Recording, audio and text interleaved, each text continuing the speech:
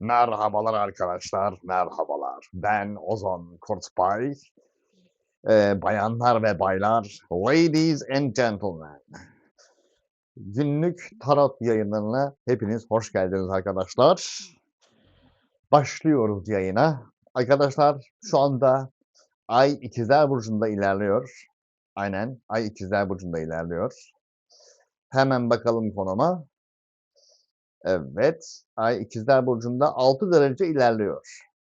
6 derecede ilerliyor. Yarın 20 derecede olacak ve yavaş yavaş Jüpiter ile kavuşuma girecek. Ama daha henüz değil. Bakalım, ilerletelim saati 23. Yarın akşam 21 saat sularında. Ay yarını tamamen İkizler Burcu'na geçirecek. Bu matematiksel olarak ne demek oluyor? Şimdi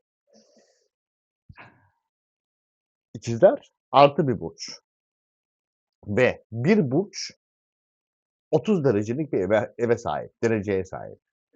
1 derecedeyken burç yavaş ilerler ve 30 dereceye doğru gitmeye başladıktan sonra gitgide hızını arttırmaya başlar.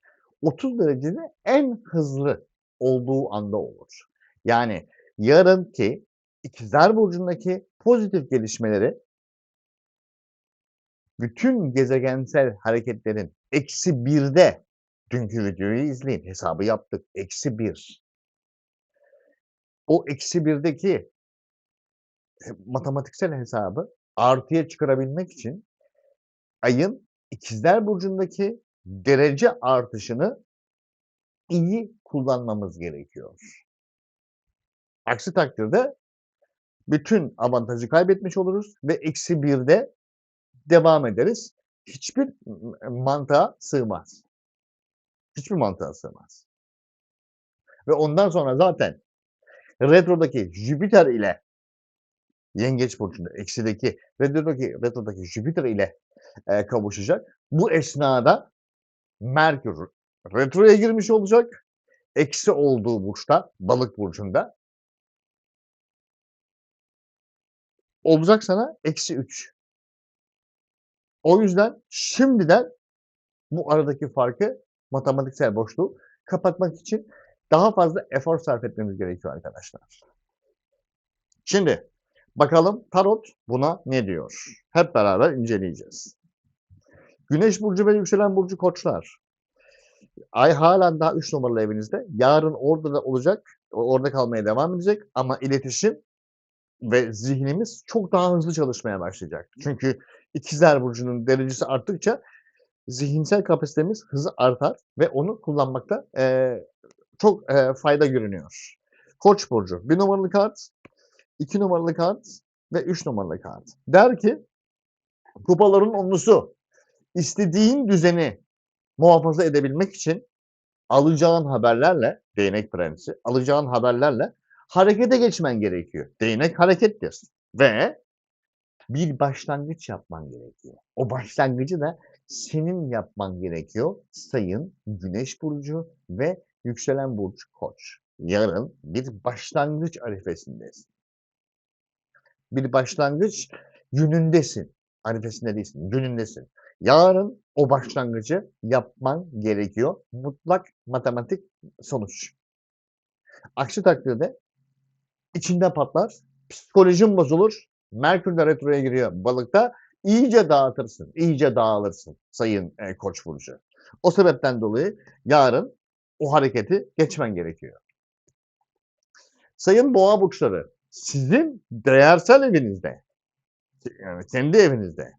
Bakalım Boğa burçları için ne diyormuş? 1 numaralı kart, 2 numaralı kart ve 3 numaralı kart. Boğa burçları için diyor ki sancılı bir süreç. Mahkeme kartı. Küllerinizden doğacaksınız. Resmi devlet dairelerinde olaylar gündeme gelebilir. Mahkeme kartı öyle diyor ve bu süreç yatırımsal bir süreç.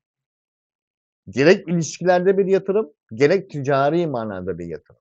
Ve bu sizin zihinsel olarak kasılmanıza, bedensel olarak kasılmanıza sebebiyet verebilir. Zaten eksidesiniz. E, sizin ayınız da 2 numaralı evde. 2 numaralı evin zodyaktaki sahibi de sizsiniz, boğasınız. Tamamen savunmaya çekileceğinize atağa kalkmanız gerekebilir.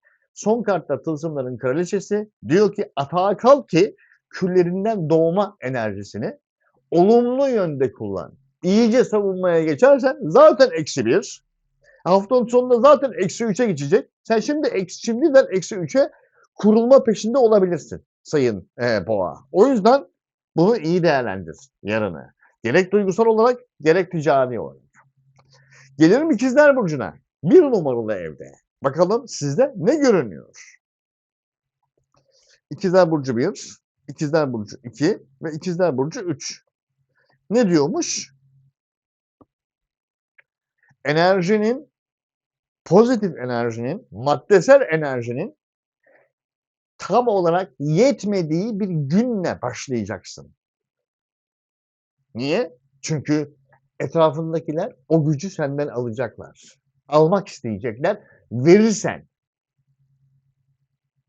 matematiksel olarak gitgide düşersin. Gitgide düşersin. Bu sefer mantıksız şeylere sarılmaya kalkarsın sayın ikizler. Çok mantıklı yapıyorum diye. Yanındakileri atacağına, yanındakilerin sana tutunmasına müsaade edip sen bir yere tutunursun. Halbuki bırak, enerjin yetsin ve sen ilerle. Ve zaten sancılı bir sürece doğru gitmeye başlıyorsun. Bak mahkeme kartı. Sancılı bir küllerinden doğmaya doğru gidiyorsun. Yani ateş çemberinin içinden geçiyorsun şu anda. Sen ikizlersin. Pozitif bir burçsun. Herkes senin pozitifliğinden faydalanmak isteyecek. Ama sana pozitif enerji kalmaz. Sen de eksiye düşersen onlar yüzünden, diğerleri yüzünden kırmayayım diye duygusal bağını muhafaza etmeye kalkarsın ama bu sefer tamamen batarsın. Haberin olsun. Gelelim şimdi yengeç burçlarına. Yengeç burçlarının durumu nedir? Sayın eksi burç. Doğanda var, eksi yapacak bir şey yok. 1 numaralı kart, 2 numaralı kart ve 3 numaralı kart. Hep garantiye ve savunmaya yönelik olduğu için yarın bir yolculuk var. Sanıyorum bulunduğun yer seni istediğin verimi sana vermiyor. Bu yüzden daha güçlü olabileceğin bir yere yolculuğun gelişecek. Gerek bu yolculuğu hemen yapacaksın, gerekse bu yolculuğu planlayacaksın. Çünkü kılıçların altısı düşünce demek. Ve bunun için risk almak zorundasın görünüyor. Niye? Çünkü zaten ekside. Yani doğası gereği eksi. -1 ile ilerliyor. Ay ikizler burcunda fikirleri veriyor. Buradan gitmek zorundayız yoksa güçlenemeyeceğiz fikri. Ama yapabilmek için de Plüton Kova'da risk almak zorundasın diyor. Yoksa bütün çarpanları kullanman gerekiyor yani. Bütün çarpanları kullanıp eksi çarpı eksi eşittir artı demen gerekiyor. Çünkü sen zaten eksidesin. O yüzden yarını en verimli bir şekilde kullanman gerekiyor. Gerekirse bir takım şeylerle helalleşmen ve vazgeçmen gerekiyor. Yol ayrımların gerekiyor. Ve bu şart. Sırf o şart değil, onun üstüne bir de risk de alman şart. Yapmak zorundasın. Matematiksel olarak yani net. Gelelim şimdi aslan burçlarına. Artı bir burç. Artı bir burç. Bakalım yarın ay da artıda. Yani mümkünse bu double artıyı kullanın. Aslan burcu 1, Aslan burcu 2 ve Aslan burcu 3. Ne diyormuş sayın aslanlar? Yepyeni bir maceraya başlıyorsunuz sayın aslanlar. Yepyeni bir döneme başlıyorsunuz ve inanılmaz heyecanlı ve adrenalin dolu. Çünkü siz artı, ay artıda. Normal. Normal yani. Gayet normal. ve yepyeni heyecanlı bir maceraya doğru giriş yapmaya başlıyorsunuz ve bunun için de oraya başlarken eski defterlerin kapanması gerekiyor. O yüzleşmenin yapılması gerekiyor ki o yeni süreçten matematiksel olarak randıman alabilirsin. Çünkü dikkat et, hafta sonunda Merkür Balık burcuna retroya giriyor. Retro matematiksel işlemlerde işe yarar ama duygusal işlemlerde işe yaramaz. Üstelik bir de Balık burcundaysa. Eksi eksi eksi yazmaya başlar. Lineer regresyon gibi. Eksi, eksi. Artıya dönecek herhalde. Hayır. Loop gibi. Eksi, eksi, eksi, eksi, eksi. Artıya döndürsene şunu. Ne oldu? Duygularına ket vur. Duygularına vur. Mantıkla ilerle.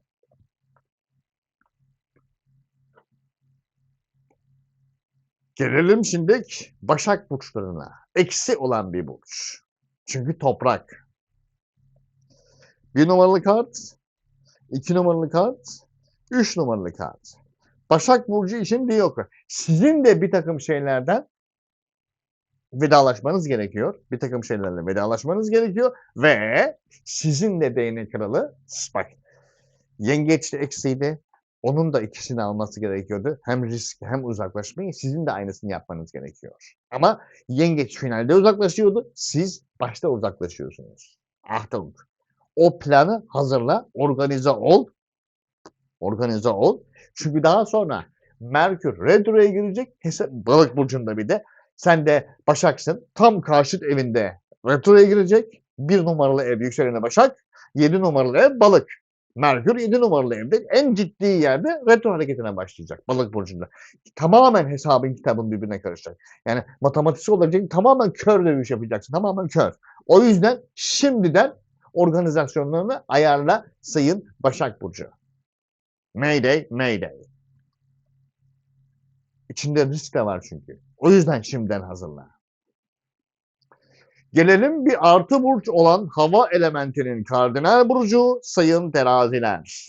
Bakalım sizin durumunuz nedir sayın teraziler? Bir numaralı kart hangi ev? İkizler tamam.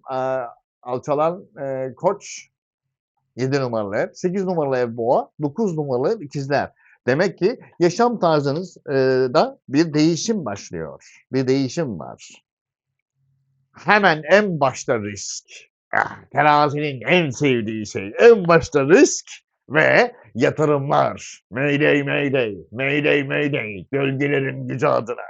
Risk ve yatırım dolu bir süreç. Hazır ay ikizlerdeyken ve en son bir de risk analizi. Ben ne yaptım? Sonuçları ne olacak? Ve bunu nasıl kendi avantajıma çevirebilirim?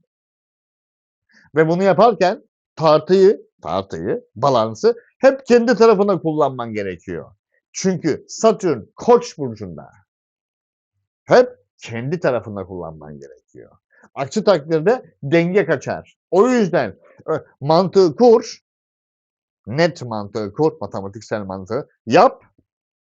Sonra bir sonraki aşama için önce bir yaptıklarını kontrol et, üst üste koy ve yükselmeye devam et sayın terazi. Herkesin yaptığını tersten yapacaksın aslında. Net. Gelelim şimdi akrep burçlarına. Eksi bir burç. Ama çok güçlü bir burç. Yeraltı dünyasının kralı. 1 numaralı kart 8 numaralı. Hayır. 10 numaralı ev. Kariyer evi. Boru değil. Aynen. Alçalan boğa. Hayır. 8 numaralı ev. Tamamen dış kaynaklar. 2 numaralı kart ve 3 numaralı kart. Ne diyormuş? Saldırı zamanı. Saldırı zamanı ve standartlarının dışına çıkma zamanı. Aşıklar kartı. Tensel ilişkilerde, ikili ilişkilerde bağımlılık yaratabilir. 8 numaralı evin çünkü sahibi zaten sensin sayın akrep. Ortaklı ilişkilerde başkalarının kaynakları üstünden gidecek. Kendi kaynaklarının üstünden değil. O yüzden kendi rutinlerini terk etmen gerekiyor matematiksel olarak. Aynen. Ve Final Destination terk ettikten sonra kendi kaynaklarına döndün mü? Doğru zamanda doğru hamleyi yapman gerekiyor. Doğru zamanda doğru hamleyi. İkizlerin pozitif etkisini çok güzel bir şekilde yarın günün sonunda kullanman gerekiyor. Net sayın Akrep. Başka olasılık yok. Gelelim şimdilik yay burçlarına. Sayın pozitif burçlar artı sizin 7 numaralı ev. Ciddi işler, ciddi ilişkiler. Bakalım orada yarın ne olacak? 1 numaralı kart, 2 numaralı kart ve 3 numaralı kart. Ne diyormuş sayın? Daha günün başında alternatif yollar bulmanız gerekiyor. Çünkü ciddi işler, ciddi ilişkiler evi. Hemen bul, dön sayın yay.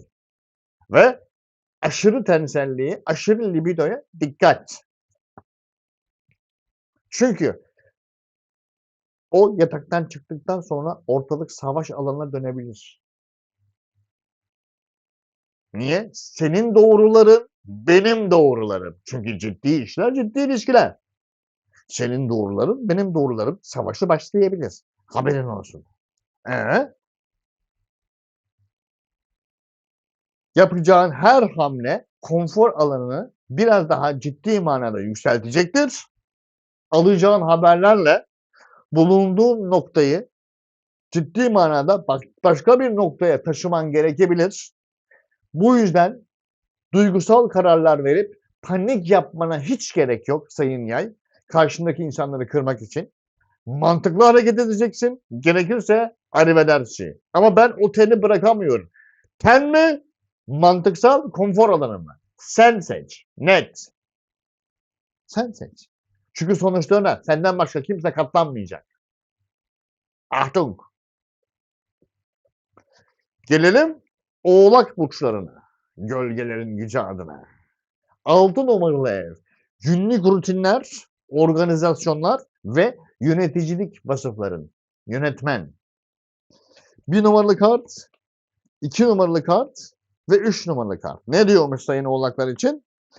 Siz sancılı bir süreçten geçiyorsunuz sayın oğlaklar. Ama çok güzel bir süreçten.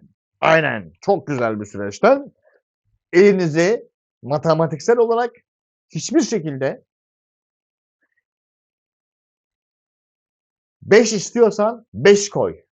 4 istiyorsan 4 koy. Ama 1 koyup 5 alamazsın. Ve ona göre organize et. Odağın kayabilir çünkü küllerinden doğuyorsun. Aynen odağın kayabilir çünkü küllerinden doğuyorsun. Ve hiç kimseden duyduğun hiçbir kelimeye güvenme. Yoksa huzursuz olursun. Zaten eksi bir burçsun. Gitgide risk mi? Risk mi? Hadi ya risk mi? Vallahi mı? Risk mi? Hemen geriye kaçmaya başlarsın. Zaten sancılı bir süreçten geçiyorsun. Ve eksi birdeyiz zaten. Matematiksel olarak eksi birdeyiz. Daha da eksiye girmeye kalkarsın. Çünkü haftanın sonunda Merkür balık burcuna retroya giriyor. Ona göre organize ol. Mantıklı ol. Matematiksel oyna. Gelelim kova burçlarına. 5 numaralı yaratıcılık evi sayın kovalar. 5 numaralı evcil hayvanlar, yaratıcılık, hediyeler, flörtler ve çocuklar. Ay orada. 1 numaralı kart, 2 numaralı kart ve 3 numaralı kart. İkizler Burcu'nda artı bir burçta ve sen de artı bir burçsun sayın kova. Ve bu şu anda öngöremediğin her şeyin hesabını iyi yap. Öngörememe oranın eksi birden eksi 2'ye, eksi 3'e çıkıyorsa oradan bir çıkış planı bulman lazım. Oradan bir çıkış planı yapman lazım. Aksi takdirde enerjin yetmeyecektir. Çünkü Merkür de retroya giriyor senin 6 numaralı evinde. Retroya girecek. Pardon. 6 numaralı kova 2 numaralı evinde. 2 numaralı evine retroya girecek. Kendi öz kaynaklarına retroya girecek. Eksinin de eksisine gidecek. Bu yüzden planını çok iyi bir şekilde yapman gerekiyor. Hiç kimseye hiç kimseye, seni aşağı çekecek hiç kimseye hiçbir artı bir daha vermeyeceksin. Gerekirse oradan gideceksin. Çünkü hesabın ondan sonra hiç tutmayacak. Mayday, mayday sayın kovalar. Net ve mutlak matematik. Bu mudur? Budur. Gururum, şuyum, buyum. Geç bunları. Sayın balıklar, sayın balıklar. Sizin 4 numaralı eviniz. En güvenlik alanınız. Ve o artı enerjiyi kullanmanız gerekiyor. Siz eksi bir burçsunuz. Balık burcu 1, balık burcu 2 ve balık burcu 3. Ne diyormuş balıklar için? Bütün olasılıkları değerlendirmeniz gerekiyor yani.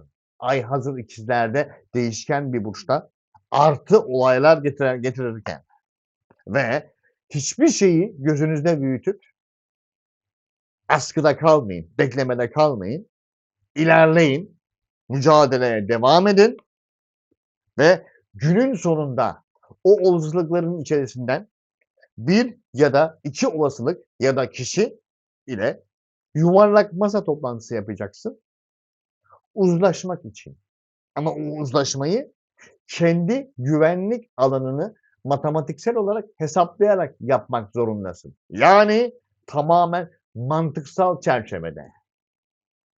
Ve senin bir numaralı evine hafta sonunda Merkür Retro'ya giriyor. Sana çift etkide bulunacak ona göre. Eksi biri, eksi iki sayman lazım. Çünkü senin bir numaralı evinde. Diğerlerde eksi bir giriyor. Ama sende eksi iki girecek. Çünkü zaten bir numaralı evinde ve eksi bir uçta. Yani sende. O yüzden iyi hazırlan sayın balık. Arkadaşlar benlik bu kadar. Ben Ozan Kurtbay. Daha sonraki videolarda görüşmek üzere. Şimdilik herkese arrivederci.